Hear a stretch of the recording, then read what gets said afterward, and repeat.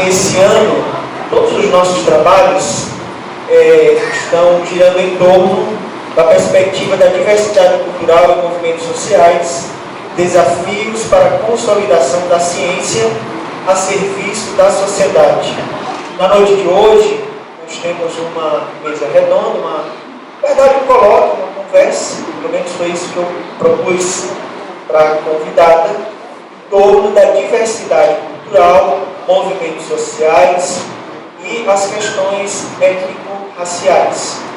E queríamos então convidar para compor a mesa a professora Rosane da Silva Nunes, da Universidade Federal do Cariri. Uma salva de palmas.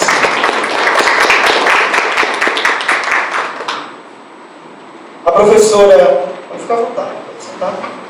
Ela é pró-reitora adjunta de extensão da Universidade Federal do Cariri, é graduada em Comunicação Social pela Universidade Federal do Ceará, tem mestrado em Desenvolvimento e Meio Ambiente pela Universidade Federal do Ceará.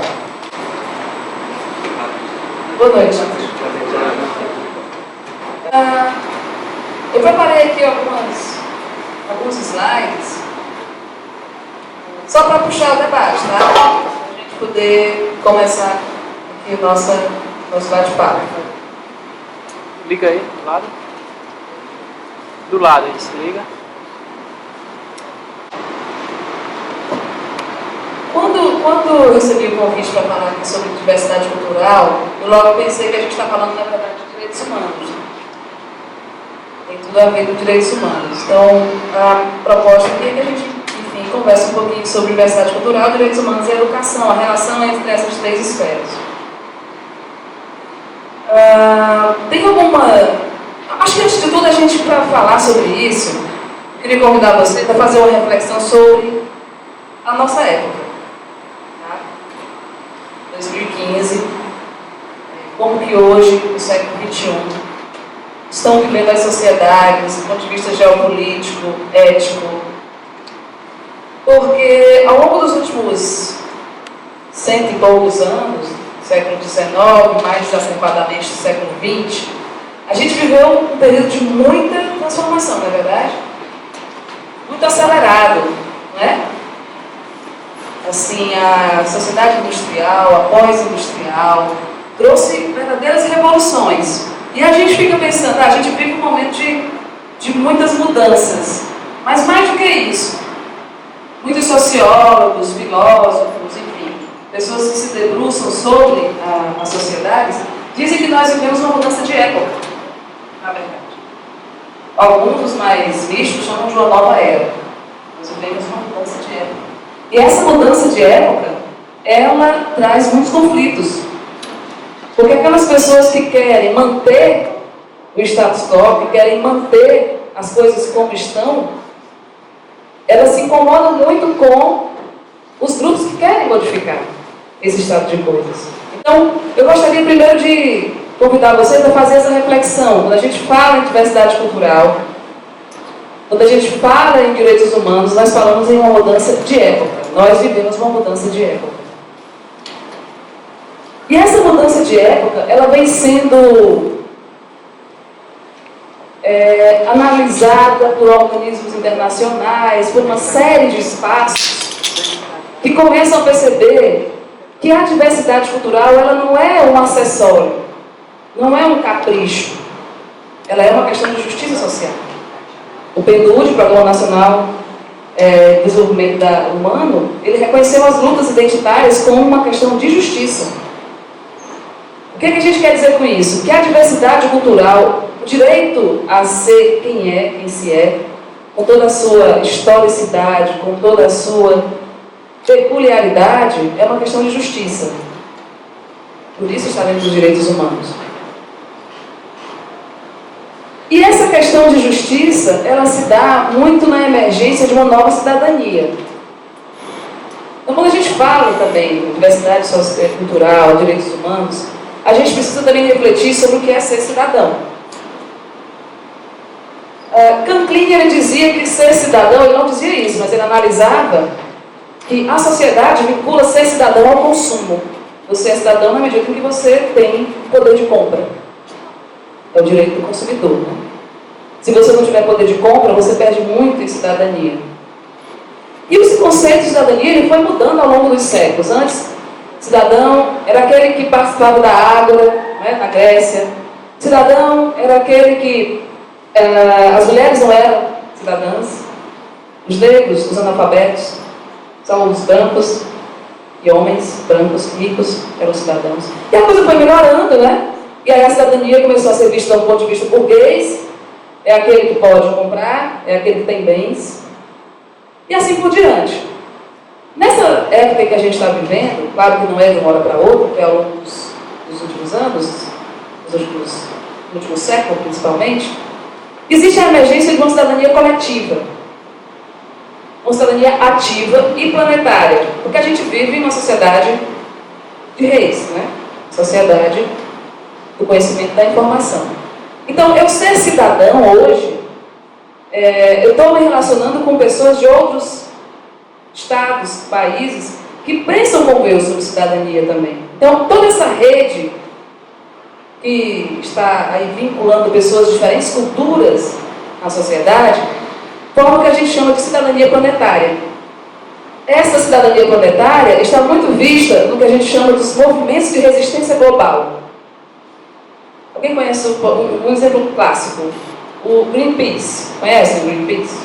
Então, ali é um exemplo de uma cidadania planetária, né? É um movimento de resistência global. E vários outros grupos que fazem uma mobilização mundial em torno dos direitos humanos, que isso inclui direitos ambientais, ou seja, os direitos difusos, aqueles direitos que pertencem a todos, que não são direitos de garantias individuais. É uma visão menos individualista da cidadania. Os direitos humanos estão dentro dessa seara. O que acontece? Diante dessa novidade, dessa mudança de época que a gente está vivendo, muitos paradigmas, muitas certezas, muitos valores pétreos estão caindo por terra. Inclusive os direitos humanos.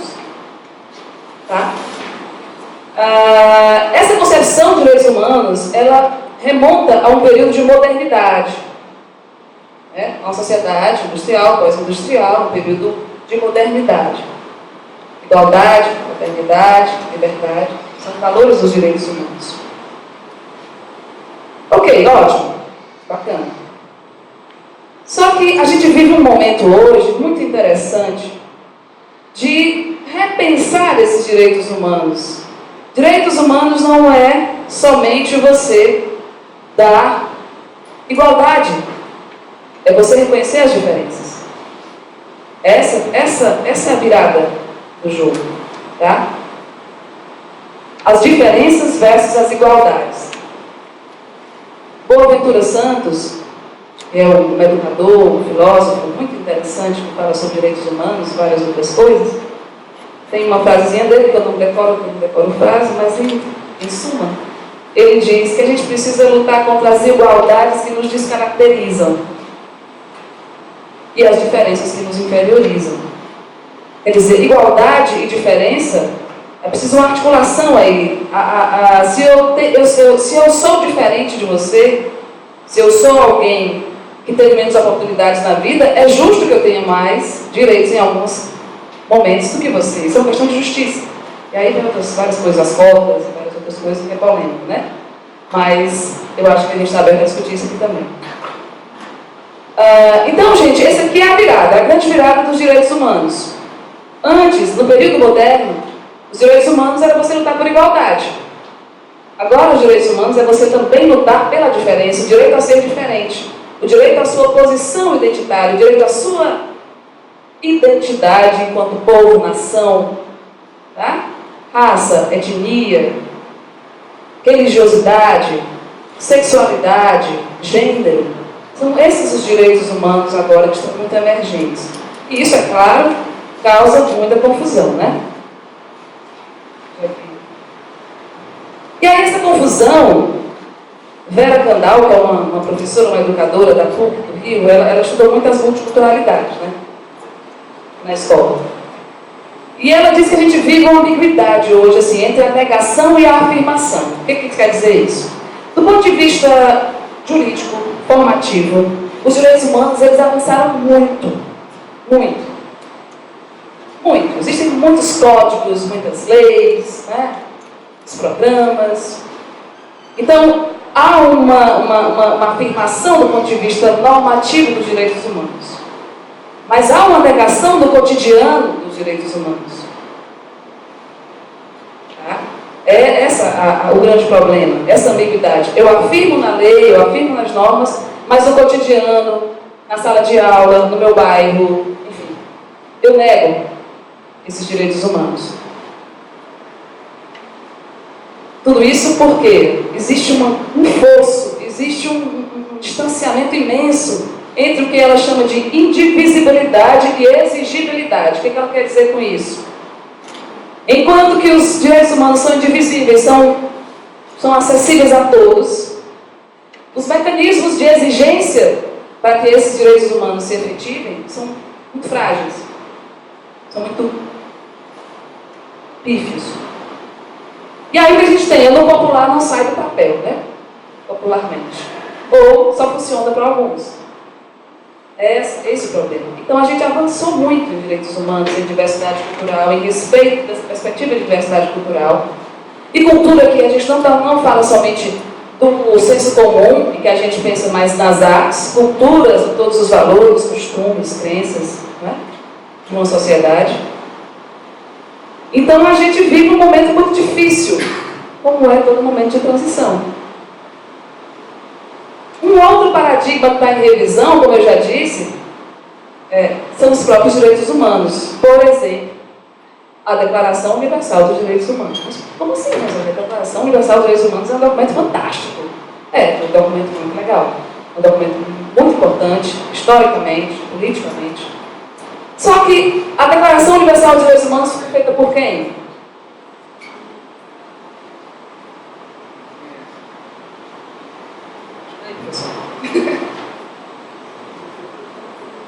Exatamente.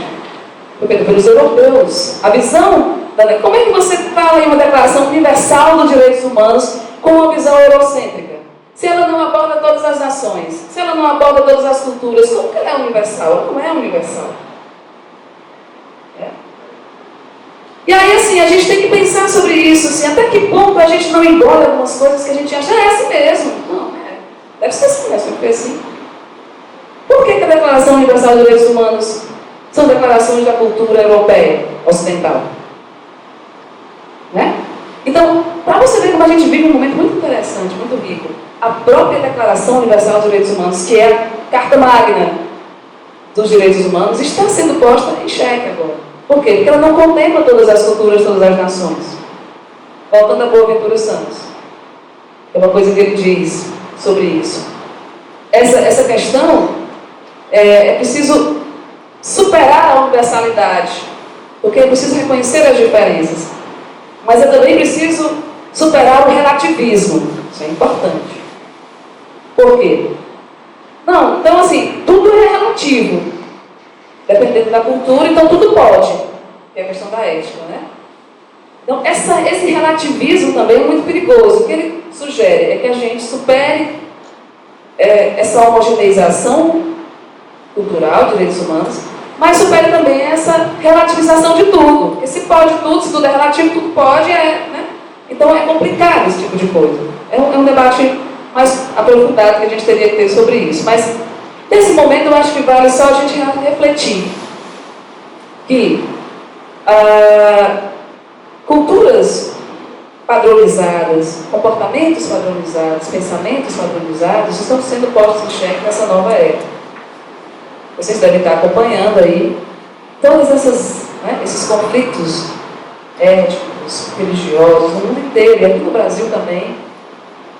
Isso é resultado dessa coalizão de forças, dessas disputas de forças, das pessoas que querem um novo mundo, uma nova ordem, e as pessoas que querem a velha ordem. E o multiculturalismo, que é o que a gente vai falar aqui, né, tem a ver com isso. Primeiramente, é preciso dizer que todo esse movimento, essa dinâmica, não nasceu na escola, não nasceu na universidade, eu acho que deveria ter sido mais presente nas escolas, mas infelizmente não é verdade. A escola é uma instituição extremamente conservadora que foi criada para homogeneizar, padronizar pessoas. Foi para isso que a escola foi criada. A escola foi criada para se colocar um padrão de cultura e de comportamento. Quem não está dentro dela, quem está fora dela, não faz parte da sociedade. Não é? Esse multiculturalismo, ele não nasceu, obviamente, nas escolas, porque a escola é conservadora. A escola, a universidade, a faculdade, é um instituto extremamente conservador. Nasceu nas ruas, nasceu nos movimentos sociais, principalmente o movimento negro. A gente tem que reconhecer que o movimento negro, ele abriu um canal imenso para todas as outras lutas. Então, pessoas que realmente começaram a mudar o mundo. Embora seja ainda muito lenta essa mudança, mas a gente vai caminhando. O que aconteceu? Hoje, a gente tem, depois de muitos anos, começou na década de 40, século passado, no Brasil, essa luta dos movimentos negros, deu uma parada na ditadura, é claro. Eu sei que,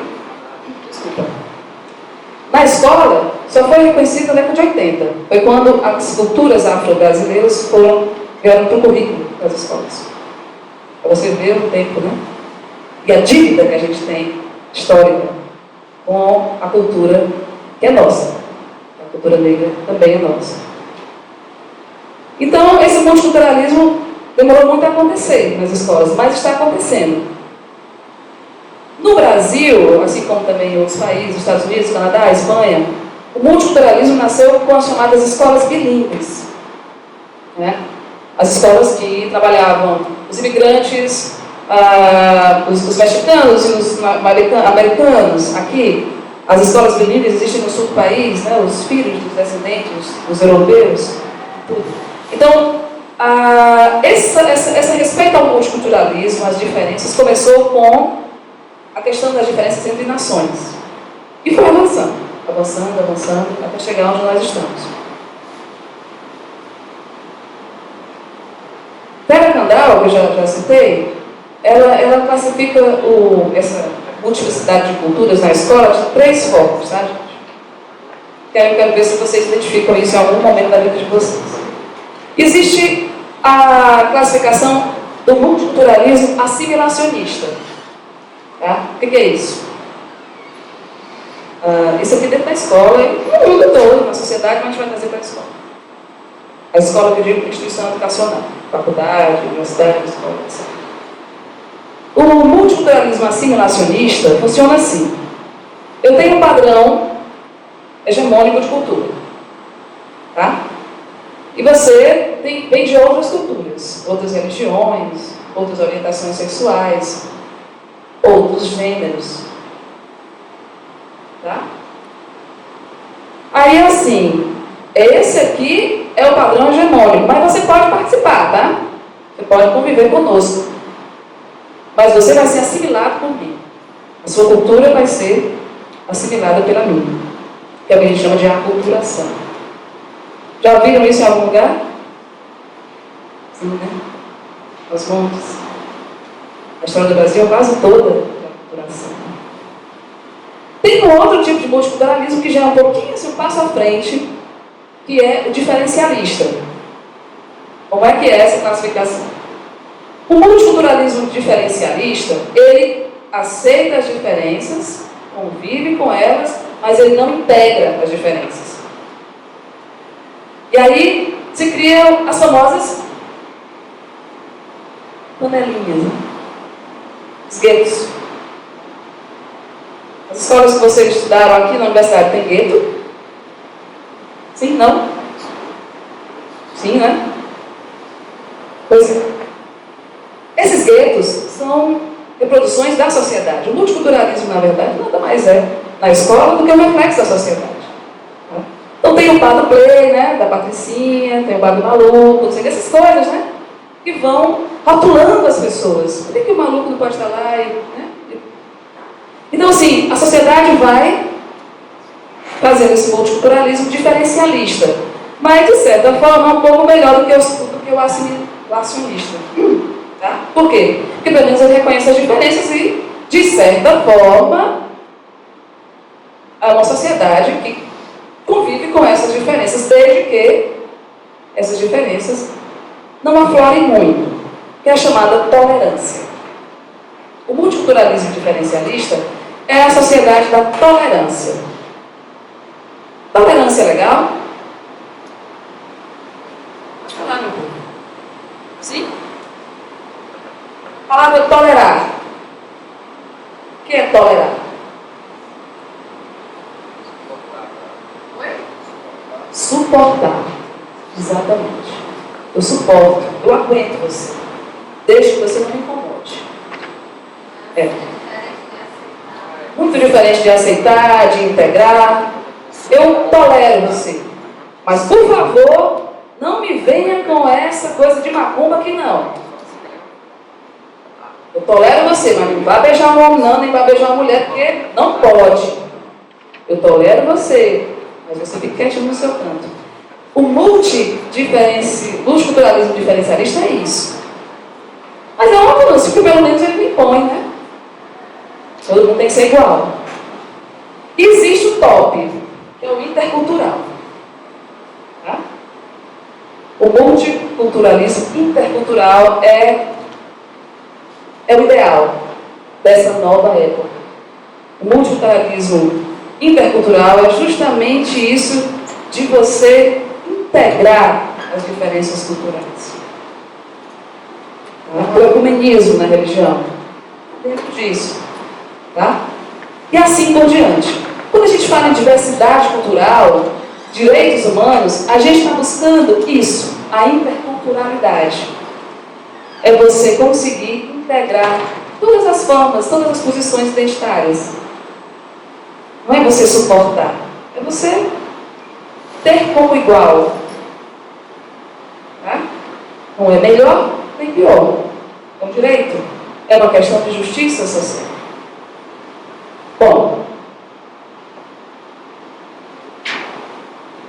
E aí eu pergunto para vocês, que é uma pergunta que eu vou fazer. Vocês podem responder agora, vocês estão muito tímidos, espero que depois vocês falem mais.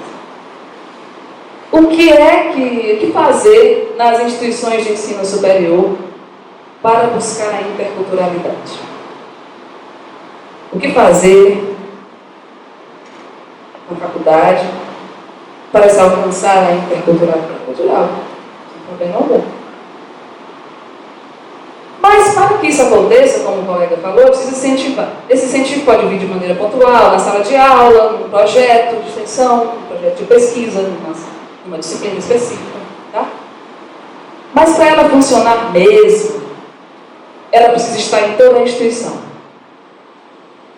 Ela precisa fazer parte da política da instituição, ela precisa fazer parte da gestão, ela precisa fazer parte dos currículos, ela precisa fazer parte das práticas pedagógicas, para que a instituição de ensino realmente se assuma como multicultural ou intercultural.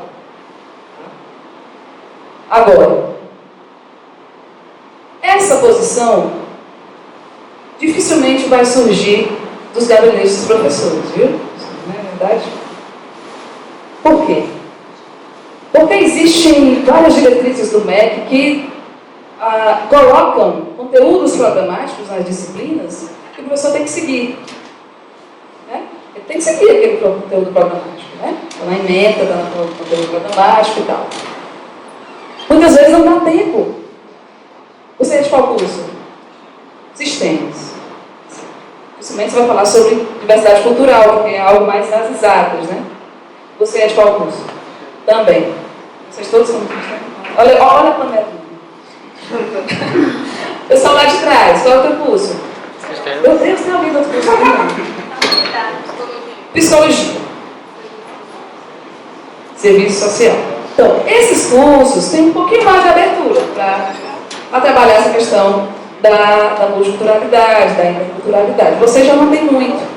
Mas vocês, certamente, gostariam de ter uma universidade, uma faculdade mais aberta, não é verdade? Eu acredito que deve ser integrado, integração. Partindo da lógica, como você falou, que no passado, a respeito dos imigrantes, surgiram as escolas bilíngues. Então, isso já é uma forma meio primitiva de integração. Acho que acredito que também seja isso. Seguindo a lógica também dos modelos de estudo dos americanos. E não existe uma série, existem aulas, diversos alunos de diversas grades assistem aquela mesma aula de grupo. Então, acredito que o princípio é esse, integrar dessa forma. E aí, só que aí também assim, porque a gente vai romper o modelo engessado, o modelo primitivo de diretriz curricular, diretriz do MEC, diretriz. Exatamente. Por isso que só vai acontecer se o estudante se levantar. Se o estudante cobrar. Se o cliente cobrar. Por quê? O movimento estudantil, assim como o movimento negro, como todos os movimentos sociais, são eles, são as pessoas que fazem as instituições mudarem, não o contrário. A escola reflete a mudança na sociedade. Então, não esperemos que venha algum regimento, alguma coisa assim. Existe o Plano Nacional de Educação de Direitos Humanos, que é maravilhoso. Existem vários documentos, só que na prática, a conversa é outra. Na prática eu tenho que dar aula, eu tenho que cumprir conteúdo, enfim. Então, é isso que você está falando, eu preciso integrar. Essa visão integralizante, ela não é tão fácil de se fazer também. Por exemplo, os portadores de necessidades especiais. A lei diz que ele tem direito a estudar numa escola regular. Mas poucas são as escolas regulares que aceitam, não é? Poucas são. E é norma, é lei. Mas poucas aceitam. Por vários motivos, entre eles porque o professor não está capacitado para isso. Ele não tem condições de fazer isso, principalmente na escola pública. Tá? Então, é muito complexo isso. Você sair dessa ambiguidade entre negação e afirmação. Mas só vai acontecer como sempre aconteceu. No movimento exógeno das ruas para a escola. Dificilmente vai ser o contrário. Diz. Pegando também essa parte da integração, as crianças devem começar com as crianças e elas entrarem no colégio. Por exemplo, eu lembro. Senhor, de tarde. Tinha uma matéria chamada religião. Mas o que é a religião que passa? Ela te passa grupos separados para você estudar eles específicos. Direitos humanos queriam unir todos os grupos. Então, eu acho que essa parte da integração deveria acontecer, no caso, para que não haver essa confusão. Porque, como eu estudei, existem vários grupos diferentes. E até que eu vejo grupos e eles não se confundam. Então, inconscientemente, no meu cérebro, tem algo como eu tenho assim. Eles são diferentes do que eu queria. Então, acontece essa distorção. Exatamente. Então, é preciso justamente essa interculturalidade. Você integrar as culturas. Não existiu uma posição realmente de uma globalização insurgente, de uma globalização contra-hegemônica. Porque essa padronização vem muito de um processo de globalização, ou como Renato Ortiz diz, de mundialização das culturas. Acontece que a globalização que a gente vive é o que alguns chamam de globalismo localizado, ou localismo globalizado. Quer dizer, eu trago a cultura de um determinado local e eu globalizo essa cultura. Para acontecer isso que eu estou falando, precisaria haver um globalismo de resistência, um globalismo intercultural. E é um processo mesmo. Né? E todos esses conflitos que a gente está vivendo, eu às vezes olho um pouco descrente, meu Deus, o que é isso, né? Por que tanto ódio, por que tanta guerra, por que tanta disputa, ou mercadológica ou cultural? São os grandes motores das guerras. Né? dinheiro e a cultura também. Então, por isso que a questão cultural, a diversidade cultural, é uma questão premente, muito importante para o desenvolvimento local. Amartya Sen, um economista muito bacana, assim, com uma visão humanística da economia, ele vincula bastante, inclusive ganhou o Prêmio Nobel por isso, ele vincula a diversidade cultural a desenvolvimento. Quanto mais desenvolvido é um lugar, mais ele é intercultural, mais integra. Desenvolvido não no sentido de rico, porque existe a diferença entre o crescimento econômico e o desenvolvimento. Pode-se dizer cosmopolita, pode-se dizer nesse sentido, né? de trazer, exato, essa universalidade, esse globalismo de resistência. E o PNUD, o organismo que eu falei agora há pouco, já reconhece a diversidade cultural como uma questão de desenvolvimento, o que é um avanço fantástico. Porque nunca se enxergou a cultura como um fator de desenvolvimento. No máximo, se encara como arte, né, como um adereço, como um complemento. Mas a cultura é o que nós somos. É a nossa identidade. Eu trabalho com rádio também, no jornalismo. E a gente é treinado para quebrar todos os sotaques. Inclusive, eu quebrei mesmo. Eu não sei mais nem quem eu sou. Às vezes eu tenho um sotaque de Fortaleza, às vezes eu tenho um sotaque do Cariri, às vezes eu tenho um sotaque nenhum. Isso vem um pouco do treinamento pelo qual eu passei. Primeira coisa, você vai para a rádio, você tira o sotaque. Se você quiser ir para a Globo, você tira o seu sotaque. Quer dizer, é uma identidade importantíssima o sotaque. Porque eu preciso padronizar. Padrão Globo é o padrão sul-sudeste. Então você fecha o E, você não fala mais o E aberto, você fala o E, fecha o E, fechado. Enfim, vai tirando, né? O S, né? E assim por diante. Você vai sendo treinado a negar a si mesmo. E aí você não é desenvolvido, porque o local, o país, o estado, a cidade desenvolvida é aquela cidade que conhece a si mesmo, que não nega a si mesmo.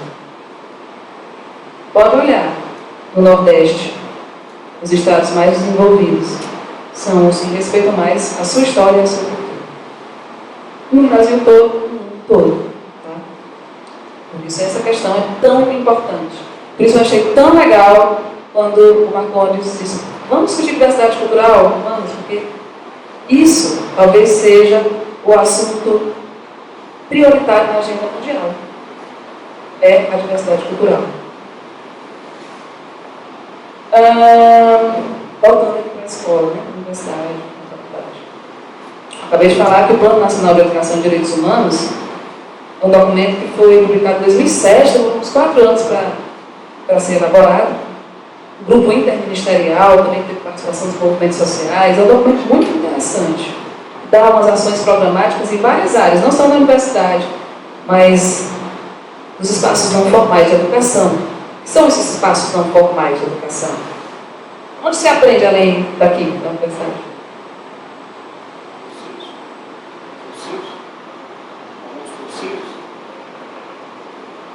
Mas além do ambiente escolar? Casa, no trabalho, o que mais? Na internet, na igreja, nos movimentos sociais, nas associações societárias, né? Então, esse plano aí de educação e direitos humanos, Nacional de Educação e Direitos Humanos, ele reconhece espaços não formais de educação. Reconhece que esses espaços podem ser espaços educativos, desde que eles promovam um senso de realidade nas pessoas, de se entenderem como sujeitos históricos que são, entenderem a realidade na qual estão inseridos e a qual engrenagem eles pertencem. E se vão querer fazer parte dessa engrenagem ou não. Tá? E tem outros espaços, inclusive a mídia. Ele coloca a mídia como um espaço que deveria ser um espaço educativo. A mídia é um espaço educativo? Difícil, não sei. Pode ser educativo no sentido formativo, mas no sentido educativo, né? Tem Má Educação, né? Tem ao Rodolfo, tem um filme chamado Má Educação. Né? Perfeito, depende da mídia. Inclusive, ele incentiva as mídias comunitárias, que são, em tese, mídias efetivamente educativas. E na própria televisão aberta, hoje existem canais educativos. Existem alguns canais. Então, existe educação na mídia, mas, grosso modo, ela não é um espaço educativo no sentido que a gente entende como educação de formação cidadã, né? Uma pergunta. Falou aí que o Plano Nacional de Educação e Direitos Humanos, ele reconhece esses outros níveis de educação e eles reconhecem a efetividade disso? Tipo assim, reconhece como fundamental, como tipo insuficiente, digamos assim. Eu acho que lá em casa você não vai aprender, você vai aprender na escola, vai aprender no ambiente, entendeu? Assim, reconhece como um local de educação, mas ao meu ver é insuficiente, né? Você só aprender em casa, você só... Sim. É porque ele está falando de um outro tipo de educação. Uma educação que não seja uma educação... Porque hoje, a educação instrumentalista é a educação para o trabalho, porque é também uma coisa que a gente questiona, principalmente na universidade, na faculdade. O espaço da universidade, do ensino superior, não é um espaço só para formar mão de obra, não deveria ser. Mas sim formar pessoas, cidadãs, conscientes, formadoras de opinião, mobilizadoras. Então, quando esse plano ele coloca outros espaços como educativos, ele coloca inclusive muitas ações programáticas para que esses espaços realmente se tornem educativos, ele está querendo o quê? Ele está querendo consolidar uma cultura de direitos humanos. Esse é a grande meta desse plano. Formar uma cultura de direitos humanos, que é um tema extremamente espinhoso. Muita gente acha que direitos humanos é você defender criminosos. Não é nada disso. Até porque todos os crimes, eles estão na lei como apenados, as pessoas são apenadas. Não é essa a questão. É a questão de você entender a dignidade humana. É isso. Existe uma distorção muito grande dessa questão de direitos humanos, que é preciso a gente ter muito cuidado também, para não repetir, né? Às vezes a gente está vendo tanta violência no mundo, fica até tentada a achar que os direitos humanos são peça do passado, mas não são. Os direitos humanos são a base de uma sociedade. Se não existe direito, respeito entre as pessoas, respeito à dignidade da pessoa, não existe nada.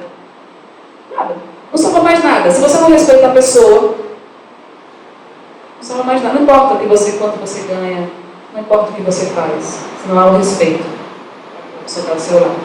Acabou. A sociedade acabou. É essa mudança de época que a gente está vivendo. E aí, ele reconhece esses espaços como educativos nesse sentido, né? E reconhece a escola, tanto a escola básica como a universidade, como espaços privilegiados da educação, óbvio, educação na perspectiva intercultural de direitos humanos. Então, o Plano Nacional de Educação e Direitos Humanos para as universidades e faculdades, né, as instituições de ensino superior, eu vou resumir aqui, mas o que ele diz? Que as instituições de ensino superior devem ser espaços de promoção, proteção e defesa dos direitos humanos na perspectiva intercultural. É missão das instituições de ensino superior trabalhar a diversidade cultural e direitos humanos. Como? Como a gente já falou, os currículos, né, na gestão, uma série de coisas, as disciplinas e momentos como esse.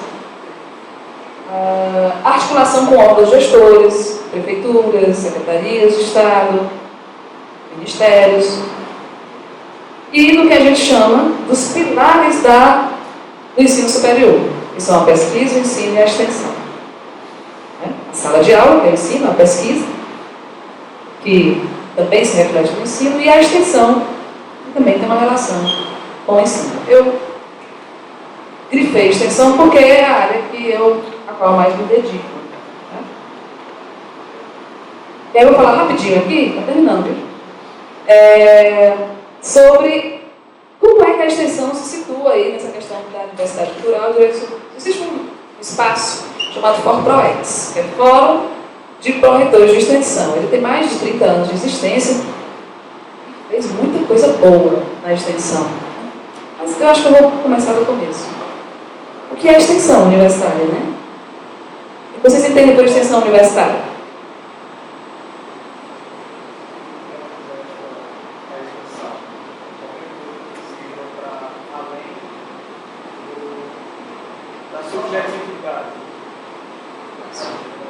Aquilo que está, que você faz fora da sala de aula para aperfeiçoar seu conhecimento. Essa é a visão clássica da extensão.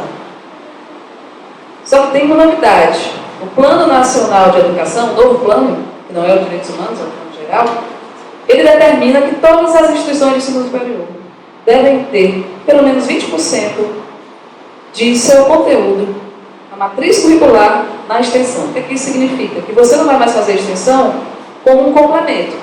Você vai fazer a extensão como uma forma de se aprender, de se ensinar com a realidade e com uma função social, olhando para o outro. Porque a extensão, ela tem, em sua gênese, uma preocupação social.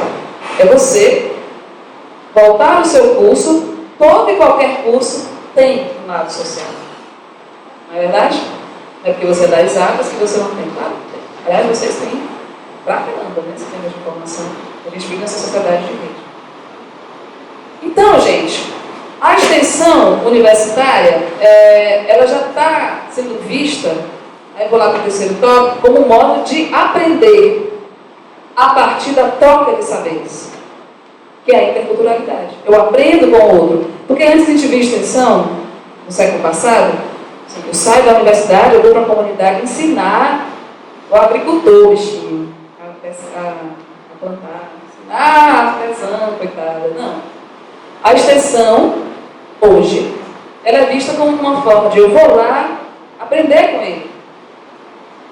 Parar com essa visão assistencialista. Eu vou aprender com ele, porque ele também tem muito. A sabedoria popular tem muito a nos dizer. E vou também trocar o que eu sei com essa pessoa. Isso, hoje, é a concepção de extensão universitária. Tá? Então, voltando ali para o início, existe a Política Nacional de Extensão Universitária, que coloca essa perspectiva da diversidade cultural presente em 2 áreas. São 8 áreas da extensão. Você pode fazer projetos em 8 áreas da extensão. Dessas 8 áreas, 2 estão ligadas à diversidade cultural, que é a cultura e a direitos humanos. Tá?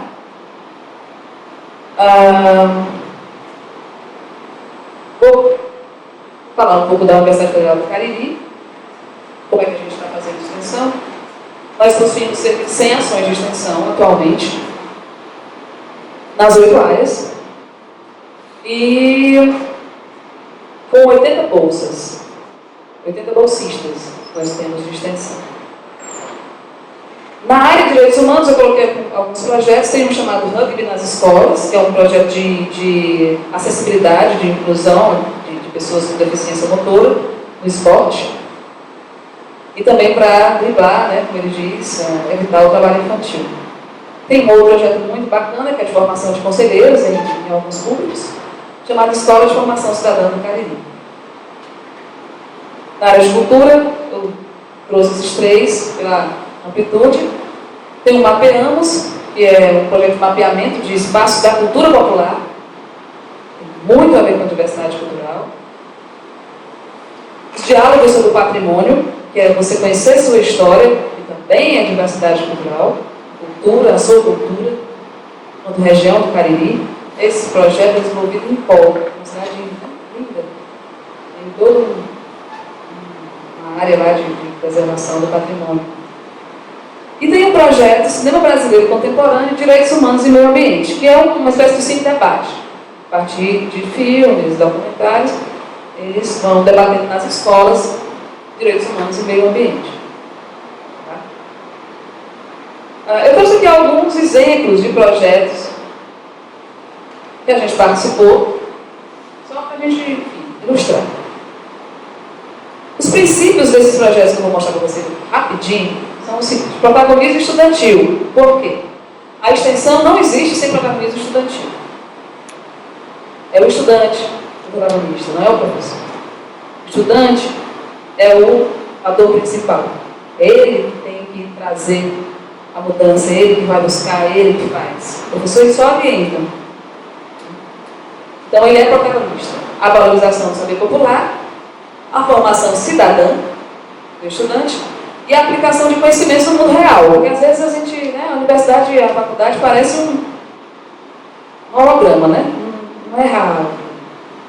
Então, trazer para a realidade, trazer o conhecimento que está vendo na sala de aula para a realidade, que é muito diferente. É diferente, é difícil fazer extensão, porque quando você está no laboratório é muito fácil. As condições são todas controladas. Mas quando você vai para o mundo de verdade, você não controla. As variáveis externas são incontroláveis. E aí você tem que aprender, na prática, aquilo que você viu na sala de aula, com respeito ao saber do outro. Isso é um grande barato da extensão. Então, gente, alguns exemplos, tá? Tem um projeto que foi desenvolvido em 2011 a 2013. Esse projeto ele ganhou um prêmio chamado Santander Universidade Solidária, que trabalhou com mulheres artesãs da palha de carnaúba lá no Horto. Eram mulheres que faziam chapéu de palha e sabe aquelas garrafas de cachaça empalhadas? Elas faziam para mim também. Elas ganhavam em média 10 centavos em cada chapéu, 10 centavos em cada garrafa. Elas faziam muitas. E esse projeto, junto com elas, buscou o quê? Buscou primeiro consolidar o grupo para que elas se entendessem como mulheres capazes de criar. O grande barato da vida é a criatividade. Se não tiver criatividade, nada presta. Elas podiam criar. E aí a gente fez o quê? A gente fez uma parceria, que é a administração pública. E aí a gente juntou esses saberes, né? Comunicação, design e administração. Trabalhou junto com as mulheres artesãs durante 2 anos. Extensão não faz de uma hora para outra. Você não faz em 1 mês, 2 meses. Mudança é um processo. No primeiro ano elas estavam impacientes. Meu Deus, nada vai acontecer. Uma foi embora, começou com 20, terminou com 10. Então a projeto só tinha 8. Mas essas 8 mulheres, hoje, criam bolsas, criam vários produtos. Inclusive tem aqui um portfólio, que depois, após eu distribuo para vocês, não sei como fazer. E elas criaram coisas lindas. E hoje elas estão no aeroporto do Rio de Janeiro, elas estão exportando para vários estados. E elas ganharam o quê? Mais do que dinheiro. Reconhecimento, valorização, autoestima. Algumas mulheres sofriam violência doméstica, eram proibidas de ir para o projeto. Não podiam ir. Isso. 2 anos. No primeiro ano você achava que não ia acontecer nada. Os próprios extensionistas ficavam desanimados, que às vezes a gente ia, subia o outro, no nosso sacrifício, tinha 1 ou 2 pessoas. Mas qual era? Você não desistir. E a gente fez esses 3 trabalhos, né? A comunicação trabalhou o exercício da fala, porque elas não falavam. Só uma líder falava. As outras todas ficavam caladas. Então a gente trabalhou isso. Fale, você tem que dizer. Né? E aí elas começaram, no final do projeto, todos falavam, davam entrevista. Foi fantástico. Tá? Eu considero esse projeto talvez o que eu tenha mais aprendido na minha vida inteira como cidadã. Foi esse projeto com Mulheres da Fala. A extensão forma, gente. Ela faz a gente ser uma pessoa diferente. Muito bacana. Tem um outro projeto, que é o projeto de análise e assessoria de práticas educomunicativas em escolas públicas do Cariri, um nome imenso, mas resumindo, a gente fez um mapeamento de onde que existe comunicação das escolas públicas, rádio escolar, blog, né? Todas essas manifestações midiáticas, e após mapear, a gente fez uma inserção nessas escolas e algumas capacitações para que os estudantes trabalhassem a comunicação dentro da escola numa perspectiva também de formação humana, não somente como um entretenimento, né? Mas a comunicação como um canal de transformação. Isso durou também 2 anos, mas só teve 1 ano com bolsa. Tem um outro que está vigorando, que é o desenvolvimento e implantação de metodologias de incubação em economia solidária. Alguém sabe o que é economia solidária? Já ouviram falar? Não.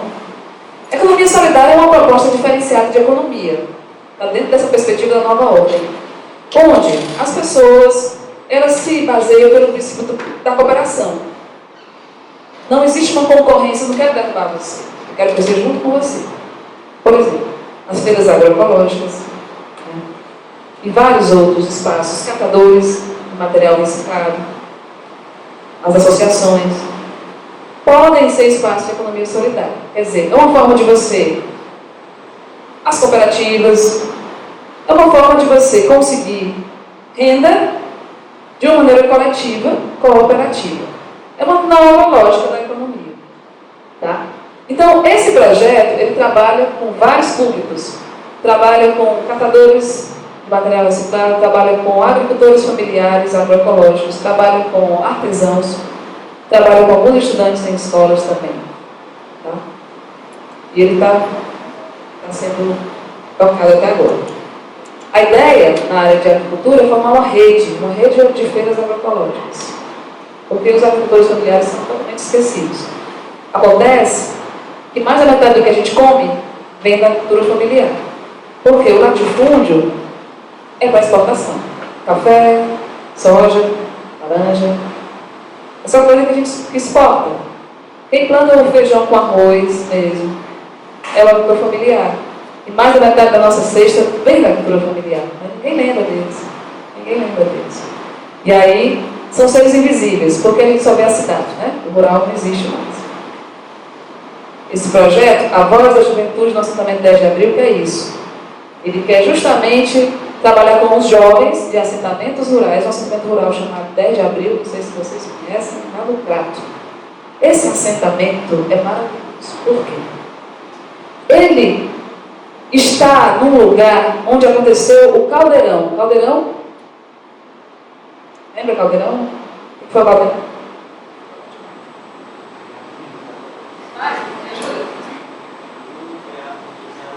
Isso. Um movimento emancipatório, político, religioso, social, maravilhoso, que foi esmagado. Primeiro bombardeio aéreo da história do Brasil, em que centenas de pessoas foram mortas enquanto dormiam, crianças caíram na vida, as bombas caíam do céu. No outro dia o exército foi lá para enterrar todo mundo num grande vaso, que até hoje ninguém sabe onde está, porque havia um grande interesse e realmente tinha que ir lá e não tem resquício. É lá que está o assentamento 10 de abril. E a história do assentamento é uma história muito bacana também de resistência. Para vocês terem uma ideia, as pessoas que hoje estão nesse assentamento, os mais velhos, eles foram expulsos e foram lá para aquele Espoprado, aquele centro lá de feira, né? Na época estava havendo uma feira lá, a de agropecuária. Para vocês terem ideia de como eles são marginalizados, a população quis que eles saíssem de lá porque iriam passar doença para os animais. Eles iriam passar doença para os animais. Para você ver como é que eles eram vistos, né? E é uma história muito interessante de luta. E os jovens que estão lá nesse assentamento têm uma concepção fantástica de sua história. E gostam de lá. E têm orgulho de serem de lá. Mas alguns já não têm mais tanto. Por quê? Existia uma escola lá, foi fechada. Aí eles vão para uma escola no distrito vizinho, e aí eles são chamados de toda sorte de palavras, das mais preconceituosas. Alguns sentem vergonha de serem do assentamento. Outros não, outros são mais aguerridos e se afirmam. Mas é muito difícil. Essa coisa da interculturalidade, né? Quer dizer, é uma escola pública, todos são pobres. Mas você assentado é pior do que eu. Que é o preconceito dentro da própria classe. É terrível. Pobre que marginaliza o outro pobre. Ele quer ser melhor do que aquele. E assim por diante.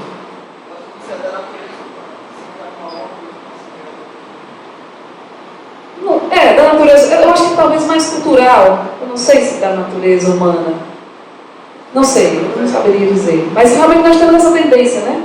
De querer nos enaltecer, achar aquele ditado, né? Para você brilhar, você não precisa apagar a luz do vizinho. Não tem nada a ver uma coisa com a outra. Você pode brilhar e o outro também brilhar. Mas existe isso mesmo, né? Essa concorrência. A economia solidária, ela quer justamente quebrar com essa lógica de concorrer. É uma lógica perversa. Inclusive, a gente aprende isso na escola, né? as turmas especiais, né? Os top, não sei o quê. Aí você vai, né? Subindo a cabeça e de repente você se vê melhor do que os outros. Pouco, né? A gente não podia, a gente. Bom, gente, então, esse é um projeto que trabalha também a interdisciplinar. Ele trabalha a questão cultural muito fortemente, teatro, música, comunicação, trabalha agroecologia e trabalha gestão social, associativismo. São 3 cursos no mesmo projeto. E por fim, esse, Nas Ondas da Terra, Comunicação Radiofônica e Assentamentos Rurais. Esse aqui, agora, de juventude, ele é apoiado pelo CNPq. Foram mais de 300 projetos, 35 foram aprovados. Ele é um desses 35, agora da juventude. E o Nas Ondas da Terra, ele foi aprovado no edital do PROEST, que é um edital do MEC. Universidades de todo o país se concorrem a esse edital.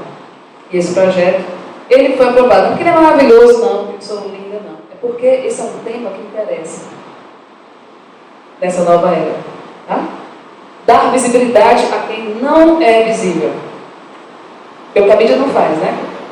A mídia só mostra quem já está no todo. Nas Ondas da Terra, Comunicação Radiofônica e Assentamentos Rurais, busca trabalhar também a juventude rural em rádios comunitárias, em alguns assentamentos. Aqui são algumas imagens, rapidinho, Mulheres da Palha, algumas oficinas de fotografia, aquela imagem ali à esquerda, à direita, é uma oficina de entrevista. Elas estavam gravando, uma entrevistava a outra sobre sua própria vida. Eles fizeram oficinas de fotografia, quais os lugares no horto que você mais valoriza, o que você vivenciou ali. E elas começaram a perceber que o horto tinha uma história fantástica de vida. Foi aqui que eu conheci meu primeiro namorado, foi aqui que eu conheci. Então, aí veio, né, um amor por aquele lugar que tinha desaparecido um pouco, que é um lugar extremamente esquecido. O horto, ele só é um lugar de passagem. Mas as pessoas que estão ali naquele caminho, ali não tem posto de saúde, a escola, é tudo difícil ali no horto, muito complicado. Bom, e aí são algumas imagens, eu estou dando uma entrevista ali, e etc. Aí são mais outras imagens, um cordel que foi feito para fomentar a história dos artesanatos. Ali, à direita, é um curso de informática que a gente fez com elas, porque a gente também fez um blog para que elas pudessem alimentar, ela e os filhos, os sobrinhos. E ali foi um documentário que foi feito, que está nesse portfólio. Tá? O lado das escolas, trabalhar a comunicação das escolas. Aí são alguns exemplos, a Escola Maria Amélia, Juazeiro do Norte, aí são oficinas na universidade, essas pessoas também são bolsistas. Aqui é na Escola Melvin Jones, que fica no Crato, que é uma escola mais distante. E a gente realizou também um seminário de comunicação em escolas públicas do Cariri, com apoio do Banco do Nordeste nessa época, 2013. Aqui na Economia Solidária são alguns momentos de oficinas com os agricultores, de Barbalha, Crato e Juazeiro. Aqui é uma escola que fica no Alto da Penha, um bairro de alta vulnerabilidade social no Crato. E aí está sendo feito um trabalho muito bacana de hortas, educação ambiental, com os garotas. Aqui é a vertente mais de comunicação da economia solidária. A gente faz capacitação em economia solidária para fazer programas de rádio, para divulgar a economia solidária. Então, a gente fez 20 programas de rádio para divulgar, foram na Rádio Padre Cícero e algumas rádios também de outras cidades. E ali é um seminário de comunicação, economia solidária, que os meninos são bolsistas, porque, como eu disse para vocês, na extensão, o estudante ele é o protagonista, então ele faz tudo. Aqui é mais a escola Teodorico Pérez, que é uma escola de melhor nível, assim, social. As pessoas estão construindo uma notícia, eles têm uma rádio escolar nessa escola. E esses são os garotos alguns, né, do assentamento 10 de abril. Eles estão aí nessa parede, nesse mural, aí nesse painel. Atrás é a escola, o núcleo digital, a ilha digital, onde tem lá. E tem uma rádio comunitária também, uma rádio de alto-falante. Aqui são alguns momentos de capacitação, eles estão construindo ali uma notícia, ali estão dando entrevista. E é isso, gente. Então, eu falei demais. Resumindo, são alguns exemplos de como a extensão universitária, movimentos sociais, educação, diversidade cultural, direitos humanos, está tudo muito junto, né? E é uma maneira também de você trabalhar a educação na perspectiva de mudança de estado de coisas. É isso. Obrigada.